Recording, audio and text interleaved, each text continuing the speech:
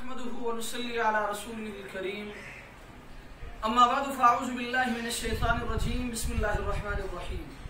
الحمدللہ آج ایک مرتبہ پھر ایک اہم مسئلے کے ساتھ آپ کے سامنے حاضری ہوئی ہے۔ وہ مسئلہ یہ کہ کراچی سے محترم کامران صاحب نے سوال کیے ہیں۔ ان کا سوال یہ ہے کہ بے پردہ عورت سے گفتگو کرنا، بات چیت کرنا، اس کا کیا حکم ہے اور ان کو دیکھنا شرعاً کیسا ہے۔